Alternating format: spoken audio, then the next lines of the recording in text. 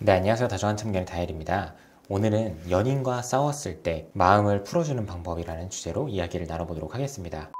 대체로 연인 사이는 누구보다 가장 가까운 사이고 서로가 서로를 너무 좋아하니까 정말 좋은 일들만 가득했으면 너무 좋겠지만 그 안에서는 좋은 만큼 서운한 일들도 많이 생기고 실망하는 일들도 많이 생기고 다툼도 많이 생깁니다. 우리가 그냥 보통의 지인들과 다투고 화해를 할 때는 생각보다 그 화해의 과정이 어렵지 않은 경우가 많아요. 진심이든 가식이든 내가 먼저 다가가서 성의껏 사과를 하면 풀리는 경우들이 대부분이죠. 그런데 연인 사이에서는 어떤 타이밍에 뭐라고 사과를 해야 하고 어떤 태도를 보여야 하고 이렇게 생각보다 어려운 경우가 많아요. 그래서 나의 진심이 상대방에게 잘 전달이 되지 않을 때도 많고 내 딴에서는 충분히 할 만큼 했다고 생각을 했는데 상대방은 나의 노력을 전혀 느끼지 못하는 경우들도 많이 발생을 합니다. 큼지막하게 몇 가지를 전해보려고 하는데요. 저도 26살 때쯤까지는 연인과 큰 소리를 내서 다퉈보기도 하고 자존심 싸움도 정말 많이 해보고 내 말을 못 알아듣는 너가 이상한 거라고 막 비난을 퍼붓기도 하고 비아냥대는 모습도 보였던 적이 정말 많은데요. 그런데 저는 이 대화법을 깨닫고 나서는 그때부터 지금까지 6년이 넘는 시간 동안 단 한 번도 큰 소리를 내서 싸워보거나 관계에서 위기를 느껴본 적이 없는 것 같아요. 본론으로 들어가서 첫 번째는 바로 상대방의 말을 먼저 들어주고 상대방의 입장을 먼저 헤아려 주는 것입니다. 누가 먼저 화가 났든 누가 더 화가 났든 상관없이 우선 상대방의 말을 먼저 들어줄 줄 알아야 지금 우리의 싸움을 끝내고 화해를 할 수 있는 주도권이 나에게 생깁니다. 한마디로 상대방의 말을 먼저 들어주면 내가 관계를 잘 리드해주는 성숙한 사람의 포지션으로 먼저 올라설 수 있다는 거예요. 그렇게 되면 상대방도 나중에는 나의 포지션을 그대로 따라올 수도 있겠죠. 그러면 우리가 싸웠을 때 내가 가만히 있는다고 해서 상대방이 알아서 자신의 이야기를 해줄까요? 물론 본인의 주관이 엄청 뚜렷한 사람들은 그럴 수도 있겠지만 어떤 이유에서든 다툴 때일수록 말을 더 못하는 사람들도 있는데 그럴 때는 상대방에게 차분하고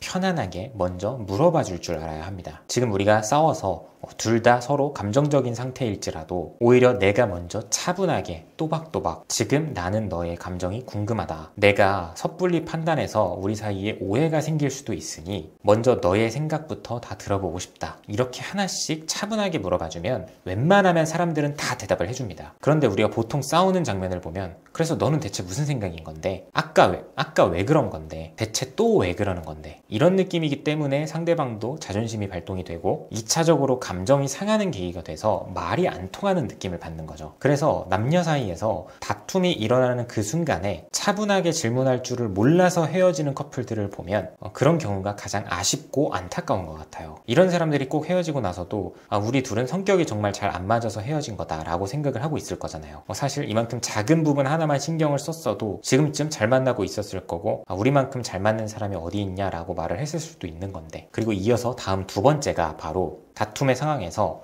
똑똑하게 질문할 줄 아는 겁니다. 앞서 말한 첫 번째 내용에 이어서 상대방의 입장을 듣고 여기에 더해 상대방의 감정을 정확하게 파악하려면 똑똑하게 질문을 할 줄 알아야 돼요. 제가 거의 6년 동안 1000명에 가까운 사람이랑 상담을 하면서 느낀 점이 10 중에 9에 가까운 커플들이 오해 때문에 헤어지게 된다는 점입니다. 쉽게 예를 들어서 만약 나의 사랑의 감정이 10이에요. 그런데 어떤 이유에서든 간에 상대방은 나의 사랑이 10이 아니라 7이라고 느끼고 있는 거죠. 그래서 이런 이유 때문에 오해를 해서 헤어지게 되거나 싸우게 되거나 여기에 더해 싸울 때도 나는 상대방의 마음을 풀어줄 마음이 10만큼인데 상대방은 나의 감정이 5라고 느껴서 그렇게 계속해서 서로 오해가 얽히고 설키다 보니 더 큰 싸움이 돼서 헤어지게 되는 거예요. 이렇듯 사람과 사람 사이에서는 이 소통이라는 게 정말 중요한데 그 중에서도 가장 큰 효과를 발휘할 수 있고 가장 가성비가 좋은 게 바로 똑똑하게 질문하는 법입니다. 연인과 다툼이 일어났을 때 생각보다 상대방이 정확하게 어떤 부분에 꽂혀서 화가 나고 기분이 상했는지를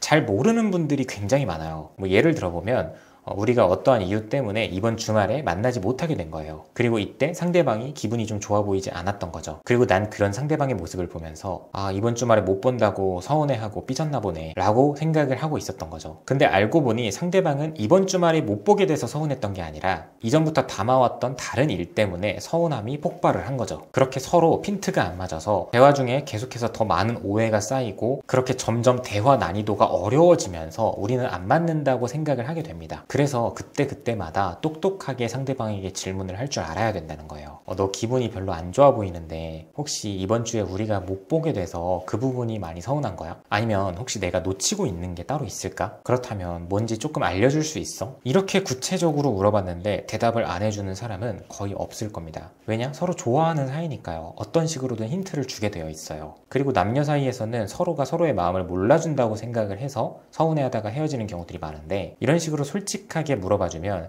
대답하는 입장에서도 굉장히 마음이 편하고, 이런 과정을 겪으면서 서로가 더 많이 알아가고 가까워지는 거거든요. 여기에 더해 상대방이 서운함의 이유를 알려줬다면 그 서운함의 정도가 뭐 어느 정도인지, 혹시 나에게 말은 안 했지만 예전에도 이런 일이 있었던 적이 있는지, 이렇게까지 물어봐 줄 수 있다면 다음에 비슷한 일이 일어났을 때 풀어나가기가 너무나도 쉽겠죠. 그런데 이런 것들이 초반부터 잘 풀리지 않고 연애 기간이 길어질수록 그만큼 담아두는 게 많아졌다면 그냥 이 사람이랑 나는 안 맞는 거다라고 결론을 내리게 된다는 거예요. 이어서 마지막 내용으로는 바로 상대방의 니즈 그리고 타협점 찾기인데요. 아무리 서로 사랑한다고 해도 서로가 원하는 모든 것들을 다 들어줄 수는 없습니다. 나도 내 삶이 있고 뭐 가족관계도 있고 뭐 학업도 있고 뭐 사회생활도 해야 되고, 그런데 연애에 서툰 사람일수록 사랑하면 뭐 이렇게 해야 된다, 저렇게 해야 된다, 이 정도는 해줘야 된다, 이렇게 정해두려는 경향이 있어요. 그래서 이런 상황에서는 이렇게 해주기, 저런 상황에서는 이 정도는 해주기, 싸우면서라도 꼭 이러한 대답을 상대방에게 받아내려고 하고, 상대방이 그 기준을 지키지 못하면 거기서 바로 상대방을 비난하면서 감정적으로 호소하기도 하죠. 우리가 연애를 오래 하려면 그때그때 상황에 맞게 서로서로 타협점을 찾을 줄 알아야 돼요. 그래서 누가 더 상대방의 말과 요구를 많이 들어줬냐, 이것보다도 훨씬 더 중요하다고 볼 수 있는 게 누가 더 그때그때 상황에 맞게 타협점을 찾으려고 노력을 했냐, 이 부분이라고 봅니다. 가끔 들어보면 무슨 5년 전에 3년 전에 정해뒀던 말을 가지고 아직도 그때 그렇게 말을 했는데 왜 지금 안 지켜? 이러고 있는 분들이 있어요. 더 나아가서 데이트 패턴을 가지고 실랑이를 벌이고 있는 커플이 있다고 가정해 볼게요. 나는 평상시에 편안한 데이트를 하고 싶어. 그런데 상대방은 일주일에 한두 번씩은 꼭 활동적인 데이트를 하고 싶어. 그러면 이런 경우에도 한쪽으로 편향된 선택을 할 수는 없는 거잖아요. 내 입장에서는 활동적인 데이트만 하는 게 너무 지친다고 하면 2주일에 한 번은 어떤지 상대방에게 먼저 물어봐 줄 수 있는 거고, 상대방이 이것도 힘들다고 하면 일주일에 한 번씩 활동적인 데이트를 하는 대신 짧고 굵게 하고 나머지 시간은 쉬자고 제안을 해보거나, 그리고 여기서 더 중요한 게 앞서 말한 것처럼 한 번 정했다고 끝이 아니라는 점이에요. 합의한 대로 우리가 한두 달 정도 지내본 후에 지난 한 달 동안 어땠던 것 같은지 서로 의견을 나눠보기도 하고, 이 부분에 대해서는 더 해보자, 이 부분은 조금 줄여보자, 이렇게 서로가 더 가까워지고 끈끈해질 수밖에 없는 타협점을 계속해서 맞춰가야 한다는 겁니다. 이걸 평생 하는 거예요. 평생 할 수 있는 사람들이 결혼까지 하고 가정을 꾸려서 사는 거죠. 꼭 안 되는 사람들이 상대방이 처음에는 이랬었어요, 옛날에는 이랬었어요, 이런 식으로 말에서 나오는 대부분의 말들이 과거형이에요. 그리고 이런 식으로 옛날 이야기만 꺼내면서 옛날에 알아뒀던 그 요만한 정보를 가지고 상대방에 대해서 많이 안다고 착각을 하고 있죠. 이런 경우가 그만큼 평상시에 우리 둘이 서로에 대해 알아가려는 노력이 많이 없었고 합의점을 맞추려는 과정이 없었다라는 뜻이기 때문에 오히려 처음 만난 사람들보다도 서로가 서로에 대해서 많이 모르는 경우들이 허다해요. 정리를 해보면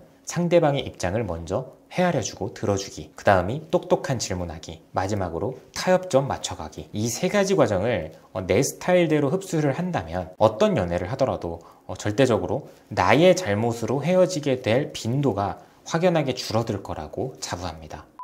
네, 오늘도 영상 봐주셔서 감사하고요. 지금까지 다정한 참견의 다일이었습니다.